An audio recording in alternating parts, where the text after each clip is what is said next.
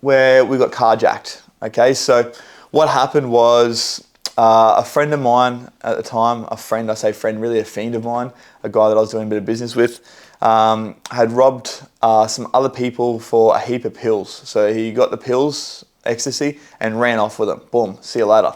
Now, in the drug world, it's pretty tight-knit. Everyone knows everyone. You can't really do that sort of shit without someone finding out about it. And anyways, long story short, they found out where he lived and started extorting him. I got brought into it because I was the person that he was doing business with at the time. And anyways, we got set up, in other words, right? So we went to do a deal and all of a sudden we got guns pulled on us. We got ripped out of the car. And anyways, we managed to get away, long story short. And we got carjacked. Legends, welcome back to another solid episode of the Interchange Podcast. And thank you for joining me, your host, Ben Lowe. Now, before we go any further, I had the same small favor to ask that I ask every damn time, and that is if you have been enjoying the content, even just the slightest little bit, if you can please go and hit that subscribe button on YouTube, and don't forget to follow me on Spotify or Apple Music, wherever you're listening to this, and share this with just one of your friends, because the more eyes and ears we can get on the podcast, the bigger and better guests I can bring for you guys, and in turn, the more value I'm going to be able to deliver. Now, before we go into today's podcast, I have two little things to admit to. Number one, these microphones for like the last 4 or 5 podcasts I've been doing, redundant, probably even longer actually. So one of them's been messing up a little bit. So I've just been putting them there because they look good. I'm actually using a little, lapel microphone, which is why the sound quality might be a little bit different. And number two, I know the lighting in here is not the same as usual. We haven't got the vibrance happening behind me, but for some reason, the office lights have just completely stopped working. I've checked the power box. I've played with the switch as much as I can without electrocuting myself. So we have no lighting behind me. So you have to bear with me, guys. For anyone that's just listening to the audio of this, you wouldn't have any idea what I'm talking about, but that's so fine.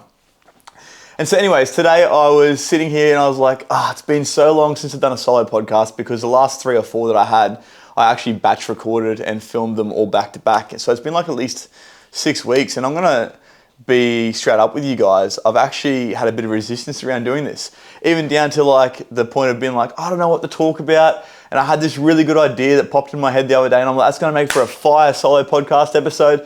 And then I completely forgot what it was. And so I was going through my list of like topics I'd like to talk about. I'm like, none of those resonate with me. What am I going to talk about today? And then I was like stuck up in my head. I'm like, I have to be somewhere at 1 o'clock. It's now 12:30. I haven't got time, even though this only takes me like, 15, 20 minutes to record, depending on how many takes I take. And to be fair, most of the solo podcast episodes I only do 1 take, because I like it to be as authentic as possible. And if I fuck up, I just keep rolling with it anyway, as you guys would know. But I couldn't come up with any more excuses, so here I am sitting down doing it. And it just shows, like, if you don't do something repetitively, because trust me, sitting in front of this camera talking to you guys is still a little bit uncomfortable for me, because it's not something that I do every single fucking day.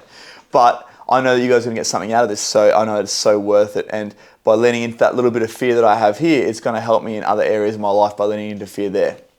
Anyway, that's off topic. I could talk about fears today, but I'm not going to.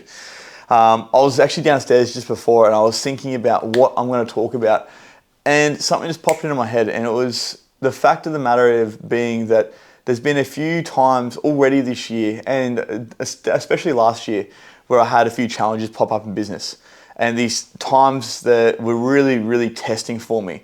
Things might not have been going so well financially. I might have got hit with an XC tax bill, whatever it might have been. And trust me, at the time, these things fucking suck.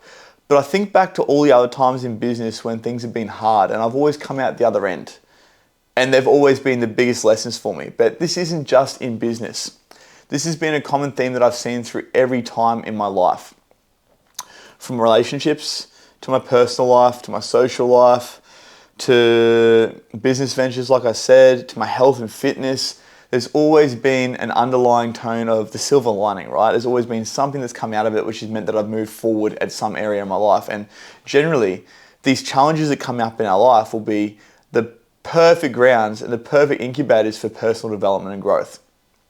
Because it's only in discomfort where growth can occur. So the time that I was thinking about most recently was when I got back from my road trip from Melbourne up to far north Queensland, which is the east coast of Australia. I went skydiving for 3 weeks, jumped in a van by myself, did the trip solo, fucking amazing. But during this time, it was really hard for me to knuckle down and do work because I was trying to skydive as much as I could. So because I wasn't being as present in my business and I just walked away from personal training, which was bringing me that, let's say $1,500 per week just from my PT clients, because I'd walked away from that and stepped just into the personal development stuff, I didn't spend that 3 weeks nurturing new clients, doing outreach or anything that I'd usually be doing, which meant that when I got back from my trip, my funds just started to dwindle away. And whilst I was away on my trip, I ran into a bit of a financial issue as well. But anyways, that's a story for another time. But it's just funny, right? Like, I think about it now, and at the time it was fucking hard, but I look back now and it was like, you know what? Because of that, I'm now where I am today.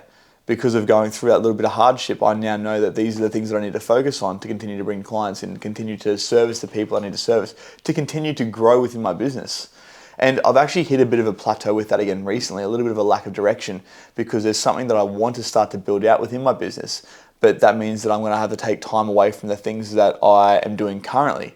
But in saying that, I've got this habit of, getting one thing to a certain degree, but not making it amazing, and then trying to focus on something else. And whether that comes back to a fear of failure, I'm not too sure, but I dare say it would be something like that, or maybe even a fear of being successful. But anyways, that's not the point. What I'm trying to say is that when I have these little bits of adversity pop up in my life, they always make for the best growth. Now, I can look back through my entire life and tell you about every single time that there was something that happened within my life that then ended up being, something so negative at the time, but became my biggest teacher or my biggest lesson. So I want you to think about that now as we start to talk about my story a little bit more, and I'll tell you about a couple of things that happened throughout my life which taught me a lot about myself and who I am today through negative experiences that turned positive. And I want you to ask yourself, what are the experiences that I've had within my life which have done the same thing? What have been the experiences that I've had that at the time fucking sucked? There's no two ways about that. But after the fact, looking back, I now see that these things have been some of my biggest teachers and helped me to overcome other things within my life. Because that's the thing, all the hardship that we go through, when we get through it, it makes you more resilient and allows you to be able to deal with things that come up in your future in a better way. So one thing that popped into my mind was this one time way back when, probably about, I'd say 7 or 8 years ago, maybe even 10 years ago now, where we got carjacked. Okay, so what happened was a friend of mine at the time, I say friend, really a fiend of mine, a guy that I was doing a bit of business with, had robbed some other people for a heap of pills. So he got the pills, ecstasy, and ran off with them. Boom, see you later. Now, in the drug world, it's pretty tight-knit. Everyone knows everyone. You can't really do that sort of shit without someone finding out about it. And anyways, long story short, they found out where he lived and started extorting him. I got brought into it because I was the person that he was doing business with at the time. And anyways, we got set up, in other words, right? So we went to do a deal, and all of a sudden we got guns pulled on us. We got ripped out of the car. And anyways, we managed to get away, long story short. And we got carjacked. Hey, hello. Sorry for interrupting your podcast, but I just wanted to quickly jump on and tell you about the must-have personal development tool for 2023, and it's called the Happier, Healthier You Journal. So I'll take you back to about 6 years ago. I'd just gotten out of jail for the last time and was starting my journey of personal development and growth. There was heaps of gurus, heaps of information available, but so much so that it became confusing. So I came up with the Happier, Healthier You Journal to help you to navigate what can be an absolute minefield. From the very get-go, you open the page and it'll challenge you to dive deep with self-assessments, daily activities, and check-ins to figure out exactly where you're at, where you'd like to be. And then from there, the journal becomes the tool to help you to bridge that gap. So to get your hands on this, click on the link below and don't forget to use INTOCHANGE10 at checkout for a cheeky 10% off. I'll see you back over on the episode. So my partner at the time, it was her car that we're in. Car got taken, got reported to police because she had nothing to do with this matter. And this was a lesson that I learned in greed. So the lesson that I got was, it doesn't matter what part of the world you're in, where you're doing things, whether you're doing business, whether you're selling drugs, whether you're just working for someone. If you get greedy, karma will always come around and kick you in the jaw and take what's hers. So this is a prime example of that. Another time, obviously going to jail for me, this was probably one of the hardest things that ever happened to me because I'd been living the high life. I thought I was absolutely killing it. I was doing all these things that were helping me to, I guess, live the life that I wanted to live, you know. And then all of a sudden I got locked up. I spent 4 years out of about the 8 or 9 years that I was smoking meth locked up. And the longest time was about a year and a half or just short of that. And even though at the time, I absolutely hated being in jail.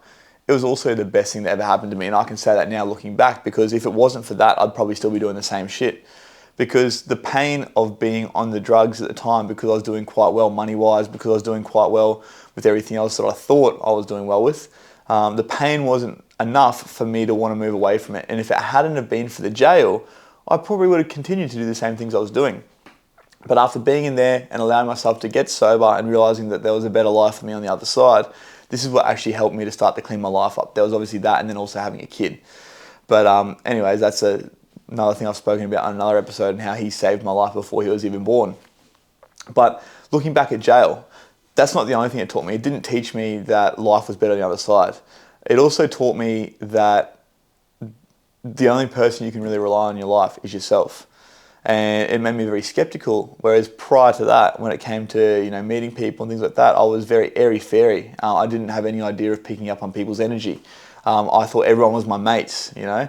And then after going to jail and realizing that there were so many people that were fair weather friends, they were only there for the good times when the drugs were flowing and the money was around and, you know, everyone was having a good time.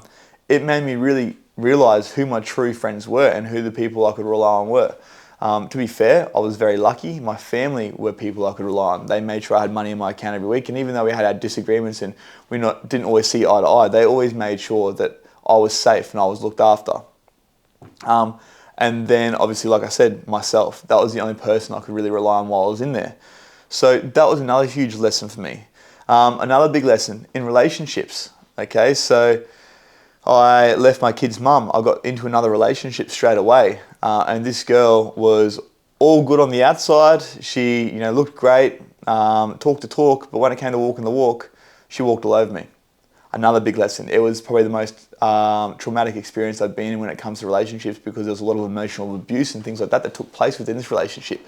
But it also taught me to take my time with the process, to not fall in love so quickly, even though that's something I still struggle with. But it taught me to not rush into things unless it feels right, because at the time I was coming at a place from lack and scarcity. I was looking for what I was missing within myself and someone else. I didn't know how to be alone, and it wasn't until I learned to be alone. And trust me, this pattern repeated a couple of times, because sometimes you'll get these lessons time and time and time again until you learn the fucking lesson. And trust me, it took me a few times to learn this one.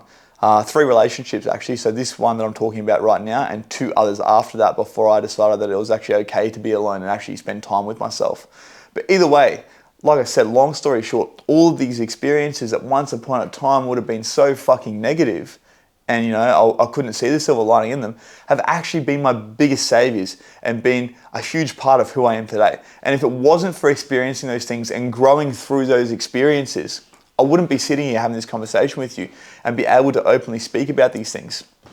So my question to you is, right now, even if you're going through some really hard shit, what is the silver lining? And what is the thing that you can tell yourself about this situation or this experience that's going to help you to get through it?